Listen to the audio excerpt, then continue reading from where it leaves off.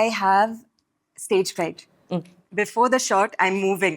It's my way of getting rid of the nervousness. Relaxed ആവാൻ വേണ്ടിട്ട് അല്ലേ? Yeah, it's like getting it out of my body. Okay. So that's why I was moving a lot. You never know, right? അല്ല, കോൺഫിഡൻസിനല്ല മാധു. അതായത് Yeah. Confidence ഇല്ലെങ്കിലും ചിലപ്പോൾ ഒരു പക്ഷേ മായയുടെ അടുത്ത് ഇപ്പോൾ നാളെ ഒരാൾ പോണ വഴിക്ക് കയറി അടിച്ചു കഴിഞ്ഞാൽ മായ തിരിച്ചടിച്ച് അവനെ പഞ്ഞിക്കിടുന്ന എനിക്ക് 100% ഉറപ്പാണ്. അത് ആ സമയത്ത് ഇപ്പോൾ പറയില്ലായിരിക്കും കോൺഫിഡൻസ് ഉണ്ടോ ഇല്ല എന്നുള്ളത്. പക്ഷെ അത് ആ സിറ്റുവേഷനിലാണ് ചെയ്യുന്നത്. നമ്മുടെ പടത്തിന്റെ പോയിന്റ് അതാണ്. വിസ്മയ്ക്ക് വേണ്ടി ഉണ്ടാക്കിയ ഫിലിമാണോ? അല്ലല്ല, ഇതിൽ മീനു എന്ന കഥാപാത്രത്തിന് വിസ്മയ കറക്റ്റ് ആയിരിക്കും തോന്നിയപ്പോഴാണ് നമ്മൾ ഈ സിനിമ ചെയ്യാൻ പ്രോജക്റ്റ് ഓൺ ആവുന്നത് അങ്ങനെയാണ്. അതായത് ഞാൻ ഇതിനു മുമ്പ് 2-3 കഥകൾ പറഞ്ഞു ചേച്ചിയുടെ അടുത്ത്. ചേച്ചിക്കും എനിക്കും അങ്ങനെ ഇത് ഭയങ്കര കൺവിൻസിങ് ആയി തോന്നിയില്ല. അതിനുശേഷം മീനു എന്നുള്ള ശരിക്കും ഞാൻ ആ ക്യാരക്ടറിന് തന്നെ ഞാൻ ഇട്ടിരുന്ന പേര് മായ എന്നായിരുന്നു ഞാൻ ആദ്യം. അപ്പം മായ തന്നെയാണ് പറഞ്ഞത്, ചേട്ടാ എൻ്റെ പേരും ക്യാരക്ടറിൻ്റെ പേരും ഒക്കെ മായ, എന്താണ് ചേട്ടാ എന്ന് ചോദിച്ചപ്പോൾ ഞാൻ പിന്നെ വേണ്ട മീനു എന്ന് പറഞ്ഞാൽ പെട്ടെന്ന് തന്നെ മീനു നിട്ടതാണ്. പക്ഷേ ആക്ച്വലി ഞാൻ മായ കാണുന്നതിന് മുമ്പ് തന്നെ തിരക്കഥ ഓൾറെഡി കഴിഞ്ഞതായിരുന്നു. ഞാൻ മായ കണ്ടിട്ടുണ്ടായിരുന്നില്ല. മായ കണ്ടപ്പോൾ എനിക്ക് തോന്നിയ ചില അഡീഷൻസ് ഞാൻ ഇട്ടിട്ടുണ്ട്. അതായത് ഡോഗ് ശരിക്കും ആദ്യം ഉണ്ടായിരുന്നില്ല പടത്തിൽ. അപ്പോൾ എനിക്ക് മായക്ക് ഇങ്ങനെ ഡോഗിനോടുള്ള ഇഷ്ടമൊക്കെ, അപ്പോൾ ഞങ്ങൾ മായക്ക് കുറച്ചും കൂടി കംഫർട്ടബിൾ ആവണം ഒരാൾ പടത്തിൽ ഉണ്ടായ ഓക്കെ ആയിരിക്കും എന്ന് വെച്ചിട്ട് എനിക്ക് തോന്നുന്നു മായ ഫസ്റ്റ് കമ്പനി ചെയ്ത് മറ്റേ നമ്മുടെ മെസ്സിയായിട്ട് ഈ മെസ്സി എന്ന് തന്നെയായിരുന്നു അവൻ്റെ പേര്. ഞാൻ വേറെന്തോ പേര് ഞാൻ ഇട്ടായിരുന്നു പടത്തിൽ. പക്ഷെ ഇവനെ വിളിച്ചാൽ കേൾക്കൂല, ഇവൻ നമ്മൾ ആ പേര് വിളിച്ചാൽ കേൾക്കൂല. അപ്പൊ ഇവരെല്ലാരും വിളിക്കുമ്പോൾ ഈ പട്ടി വരൂല. അപ്പൊ അതുകൊണ്ട് ഞാൻ എന്നാ പിന്നെ അവന്റെ ഒറിജിനൽ പേര് വിളിച്ചോ എന്ന് പറഞ്ഞാൽ അങ്ങനെ. ശരി, ഈ ഫസ്റ്റ് പാട്ട് വന്നല്ലോ പുറത്ത്. പാട്ട് വന്നപ്പം അതിലൂടെയാണ് വിസ്മയ ആദ്യമായിട്ട് കാണുന്നത്. പിന്നെ അത് കഴിഞ്ഞ് കുറേ റിവ്യൂസ് വന്നു. പടം വന്നു കഴിഞ്ഞപ്പം റിവ്യൂ വന്നു. ആക്ച്വലി എല്ലാവരും ഭയങ്കര നല്ലതാ പറയുന്നത്. അത് കേൾക്കുമ്പോഴൊരു ഫീലിംഗ് എങ്ങനെയാ? ഒരു അങ്ങനെയല്ല, like I mean, obviously I feel happy. വിസ്മയ്ക്ക് ഒരു കാര്യം അറിയാം, എനിക്ക് തോന്നുന്നു ഈ ഇൻഡസ്ട്രിയിൽ ഇത്രയും ഗംഭീരമായിട്ട് ഫൈറ്റ് ചെയ്യേണ്ടി വന്നു, അതും ഇത്രയും വയലന്റ് ആയിട്ട് ഫൈറ്റ് ചെയ്തിട്ട് വന്നിട്ടുള്ള വേറെ ആരും ഇല്ല എന്ന് തോന്നുന്നു. ഇത് ഫസ്റ്റ് ആയതുകൊണ്ടാണ് ഇദ്ദേഹത്തിന് ടെൻഷൻ ഇല്ലാത്തത്. ആൻഡ് മാർഷൽ ആർട്സിൽ ട്രെയിൻഡും ആണ്, അതുകൊണ്ട് ബുദ്ധിമുട്ടുണ്ടായിരിക്കില്ല. എന്നാലും ഭയങ്കര എന്താ പറയാ, എല്ലാവരും ഒരുപാട് എക്സ്പെക്ട് ചെയ്യും എന്നൊക്കെയുള്ള വിചാരങ്ങൾ ഉണ്ടായിട്ടുണ്ടോ? like 100% ടെൻഷൻ ഉണ്ടായിരുന്നു, but it was more tension. അതായിരുന്നു ക്വസ്റ്റ്യൻ. അല്ല, അത് ഇപ്പോഴും ഉണ്ടല്ലോ ഞാൻ പറയാൻ വന്നു. പിന്നെ ആ ഉള്ള flow കളയേണ്ടെന്ന് വിചാരിച്ചിട്ടുണ്ടായിരുന്നു. Okay, I have stage fright. So even this is very like I feel very nervous when now atra alkarilla, but when I'm on the press meet na poyapo, there was a big crowd, so many cameras, and I have to speak, and I didn't know I have to speak. So then I get on stage and njan nervous avumbо you can ask all of them, before the shot I'm moving. It's my way of getting rid of the nervousness. Relaxed ആവാൻ വേണ്ടിട്ട് അല്ലേ? Yeah, it's like getting it out of my body. Okay. So that's why I was moving a lot. But at the end of the day, like ഞാൻ കുറേ കേട്ടു ആൾക്കാർ ഇങ്ങനെ പറയണ്ട അങ്ങനെ പറയണ്ട, but for me it was a proud moment because I faced my biggest fear. Okay, ഇതിന്റെ comedy എന്താണെന്ന് അറിയാമോ? ലാലേട്ടൻ നമുക്കറിയാലോ, ഏറ്റവും ഈ പറയുന്ന സ്റ്റേജ് ഫ്രൈറ്റ് ഉള്ള മനുഷ്യനാണോ എന്ന് ചോദിച്ചാൽ ഇത്രയും സ്റ്റേജ് വെച്ചിട്ടും പുള്ളിക്ക് ബുദ്ധിമുട്ടാണ്. അപ്പോൾ അദ്ദേഹമാണ് ആക്ച്വലി വിസ്മയ കുറെ കവർ ചെയ്തിരുന്നത്. ആ ഒരു എഫേർട്ടും കൂടി എടുക്കായിരുന്നു. പടം ചെയ്യണം എന്ന് പറഞ്ഞപ്പോ എന്താ പറഞ്ഞത് അച്ഛൻ, അമ്മ, ചേട്ടൻ? അപ്പച്ചേട്ടനും അമ്മയും they were very supportive. Like അവർക്ക് കുറെ like they already knew. അമ്മ അച്ഛൻ്റെ അടുത്ത് പറഞ്ഞതാ, ലൈക്ക് ഞാൻ ഡയറക്റ്റ് ആയി പറഞ്ഞില്ല. ദെൻ അച്ഛൻ ഒരു ദിവസം he's like, so you want to do this? എന്തായിരുന്നു മൊമെന്റ്? നിങ്ങൾ പറയുന്നതിന് തൊട്ട് മുമ്പ് എന്തോ ചോദിച്ചപ്പോ എന്ന് പറയുന്നുണ്ടായിരുന്നു. അപ്പൊ അത് ഭയങ്കരമായിട്ട് വൈറലായിരുന്നു. തിയേറ്റർ ഷോ കഴിഞ്ഞ് ഇറങ്ങിയപ്പോ അത് മായ ജസ്റ്റ് ഒന്ന് നോക്കിയപ്പോ.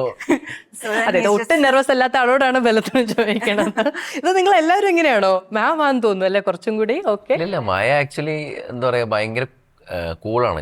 നമ്മള് മായയുടെ ഒരു കംഫർട്ട് സോണിൽ മായ നിൽക്കുമ്പോൾ മായ, അത് എല്ലാവർക്കും അങ്ങനെ ആയിരിക്കും. ഇപ്പൊ നമ്മള്, എനിക്ക് തോന്നുന്നു ഞാനൊക്കെ, എനിക്ക് ശരി വിക്കലുള്ള ആളാണ്, പക്ഷെ അത് ഇപ്പൊ വരാറില്ല.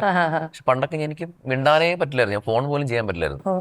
അത് നമ്മൾ കുറച്ച് കാലം കഴിയുമ്പോൾ അതങ്ങ് മാറും. നമുക്ക് ആ ഒരു പോയിന്റ്. ഈ മോഹൻലാലിനോട് കൂടെ ഏറ്റവും കൂടുതൽ ഒപ്പം ചേർത്ത് പറഞ്ഞിട്ടുള്ള പേരാണ് ആന്റണി പെരുമാവിൻ്റെ. തുടക്കത്തിൽ മായയുടെ കൂടെ തന്നെ ഒരു ഓപ്പണിംഗ് ഉണ്ടാവുകയാണ്. ശരിയാണ്, ഈ പ്രൊഡക്ഷൻ ഹൗസ് അങ്ങനെയാണ്. പക്ഷെ എന്നാലും എങ്ങനെയാണ്, എപ്പോഴാണ് ആശിഷിന്റെ പേര് ഇതിൽ വന്നത്? എനിക്കും അറിയില്ലായിരുന്നു ഞാൻ അഭിനയിക്കുന്ന, സത്യം പറഞ്ഞാൽ. അങ്ങനെ ഒരു ആഗ്രഹം, പ്ലാൻ അങ്ങനെ ഇല്ലായിരുന്നു. ഇങ്ങനൊരു ഓപ്പർച്യൂണിറ്റി ഓബിയസ്ലി ആർക്കും വരില്ല, അത് ഭയങ്കര ഭാഗ്യം വേണം. അപ്പം എനിക്ക് ആ ഒരു ഭാഗ്യം കിട്ടി.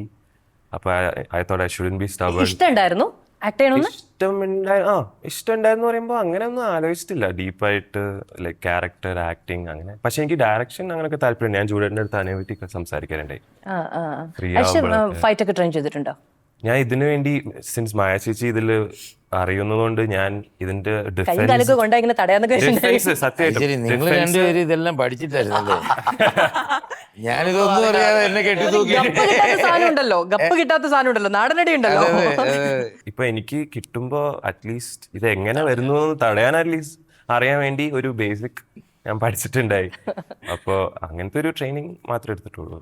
ജൂഡി, കഥ, ഇതിലെ ഫൈറ്റ്, ഭയങ്കര നാടനൊരു പെൺകുട്ടി. ആദ്യം ഈ കരാട്ടെ അതൊന്നും വരുന്നില്ലല്ലോ. ആദ്യം ഭയങ്കര നാടനൊരു പെൺകുട്ടി, കുറേ സാഹചര്യങ്ങളിൽ ഇങ്ങനെ ആക്ട് ചെയ്യുന്നു. പിന്നെ ഈ കരാട്ടെ ബാക്ക്ഗ്രൗണ്ട് വരുന്നു, ഫൈറ്റ് വരുന്നു. അതിന് ഈ ഫൈറ്റ് ഒരു എൻ്റയർ എപ്പിസോഡാണ് ഇതിൻ്റെ ഏറ്റവും ഭയങ്കര രസമുള്ള സംഭവം. അതെങ്ങനെയാ?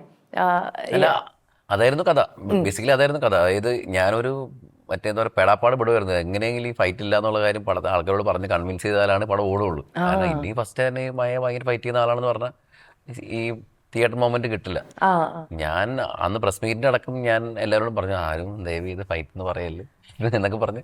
പക്ഷെ എനിക്ക് തോന്നുന്നു അതായിരുന്നു ഈ പടത്തിന്റെ കഥ പറയുമ്പോൾ നമുക്ക് കിട്ടുന്ന ഒരു കിക്ക്. അതായിരുന്നു, അതായത് ജിത്തുവിനെ പോലെ ഒരാൾ വീട്ടിൽ വരുന്നു, അയാൾ വാതിലടയ്ക്കുന്നു, അവിടെ ഇയാൾക്ക് ഇടി കിട്ടുന്നു എന്നുള്ളതാണ് നമ്മുടെ പടത്തിന്റെ മെയിൻ ഹൈലൈറ്റ്. അപ്പൊ അത് പറഞ്ഞാലെല്ലാം പോയി.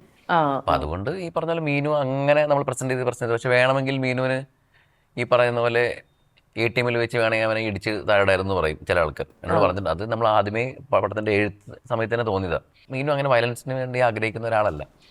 ഗതി കെട്ട് കഴിഞ്ഞാൽ അടിക്കും, അത്രേ ഉള്ളൂ. മാത്രമല്ല, ഞാൻ ഇത്രയൊക്കെ മാർഷൽ ആർട്സ് ഒക്കെ പഠിച്ചിട്ട് എനിക്കൊന്നും ചെയ്യാൻ പറ്റില്ല എന്നുള്ളൊരു സാധനം കൂടി ഉണ്ടല്ലോ അല്ലേ? അതില് സെൽഫ് ഡിഫെൻസ് ചെയ്യാൻ പറ്റില്ല.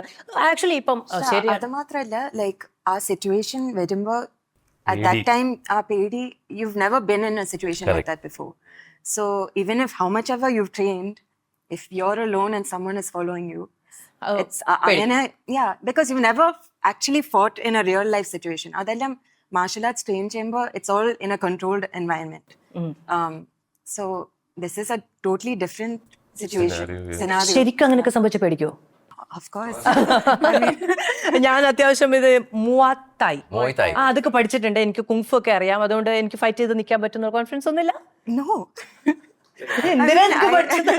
I know. I think when you're in a situation like that, no matter how much you prepare, you never know, right? അല്ല, കോൺഫിഡൻസിനല്ല മാധു. അതായത് കോൺഫിഡൻസ് ഇല്ലെങ്കിലും ചിലപ്പോൾ ഒരു പക്ഷേ മായയുടെ അടുത്ത് ഇപ്പൊ നാളെ ഒരാൾ പോണ വഴിക്ക് കയറി അടിച്ചു കഴിഞ്ഞാൽ മായ തിരിച്ചടിച്ച് അവനെ പഞ്ഞിക്കിടുന്ന എനിക്ക് 100% ഉറപ്പാണ്. അത് ആ സമയത്ത് ഇപ്പൊ പറയില്ലായിരിക്കും കോൺഫിഡൻസ് ഉണ്ടോ ഇല്ല എന്നുള്ളത്. പക്ഷെ അത് ആ സിറ്റുവേഷനിലാണ് ചെയ്യുന്നത്. നമ്മുടെ പടത്തിന്റെ പോയിന്റ് അതാണ്. കുറെ അധികം സിനിമ എത്തിയിട്ടുണ്ട്, പക്ഷെ ഈ സിനിമ കുറച്ചും കൂടി നല്ലൊരു കരിയർ കൃത്യമായിട്ട് ഡിസ്ക്രൈബ് ചെയ്തിട്ടുണ്ടെന്ന് തോന്നുന്നു.